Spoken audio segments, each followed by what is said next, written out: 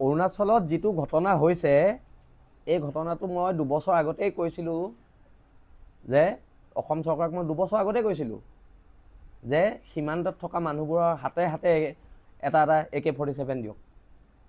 তেতিয়া মুখ্যমন্ত্ৰী ডাঙৰীয়াই কৈছিলেও দিম বুলি, কিন্তু পৰৱৰ্তী পৰ্যায়ত কিমান দিলে মই নাজানো। এতিয়া কথাবিলাক হৈছে সিহঁতি গুলিয়াব, আমি হেতালৈ যুঁজিম নি?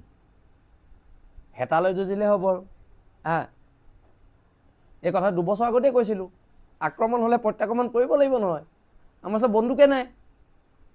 আপোনালোকে আমাৰ অসমীয়া মানুহে ঘৰত পুতলা পিষ্টল এটা থাকিলেও আলফা সজাই পেলাই জেলত ভৰাই দিয়ে। অৰুণাচল নাগালেণ্ড হিমন্ত বিশ্ব শৰ্মা ডাঙৰীয়া কিমানবাৰ কৈছে নাজানো, মোৰ খুব নিবিড় সম্পৰ্ক। ঘৰে ঘৰে বন্দুক আছে, ঘৰে ঘৰে বন্দুক আছে, নিজৰ জাতিৰ সুৰক্ষাৰ ক্ষেত্ৰত বন্দুক আছে। এতিয়াতো আমি যদি বন্দুক এটা আনোগে, আপোনালোকেতো লগালগ NSA লগাই কিবা লগাই আমাক জেলত ভৰাই দিব। কথা পতাব তাত। আক্ৰমণ হ'লে প্ৰত্যাক্ৰমণ হ'ব লাগিব। অসম পুলিচে গুলি এটা ফুটাব পৰা নাই।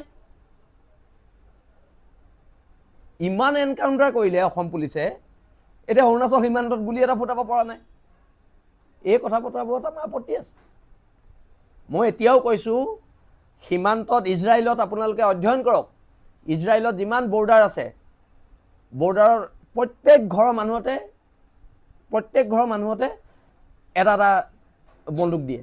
সেইটো চৰকাৰৰ ফালৰ পৰা দিয়ে। কাৰণ যুঁজিব লাগিব ন, নহ'লে মানুহ কেনেকৈ জীয়াই থাকিব? সিহঁতি গুলিয়াইছে AK-47 লৈ অৰুণাচলৰ পৰা, আমি কি হেতালৈ মানে যাম নে কি? কথা বতৰাবোৰ তাত। যুঁজিব লাগিব, আৰু যুঁজিবলৈ হ'লে অস্ত্ৰ লাগিব। অস্ত্ৰ লাগিব। একদম চিধা চিধি কথা, অতি শীঘ্ৰে সীমান্তৰ মানুহৰ হাতত বন্দুক দিয়াৰ ব্যৱস্থা কৰক। বন্দুক দিয়াৰ ব্যৱস্থা কৰক। প্ৰেক্টিকেল কথা। একেখন ভাৰততে যদি অৰুণাচলত গণতন্ত্ৰ নাই, অসমত গণতন্ত্ৰ ৰাখি কি লাভ আছে? একেখন ভাৰতটো। অৰুণাচলে আমাৰ মানুহ মাৰিছে, আৰু অসমত যদি আমি কওঁ গণতন্ত্ৰ গণতন্ত্ৰ, তেনে অৰুণাচলৰ গণতন্ত্ৰটো ক'ত গ'ল? কথা বতৰাবোৰ তাত। আমি চিধা চিধি কওঁ কাৰণে বেয়া পায়।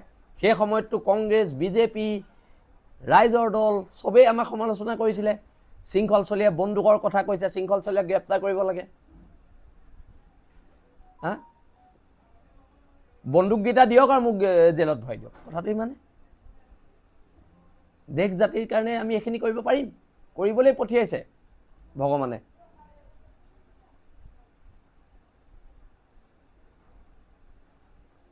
ঠিক আছে।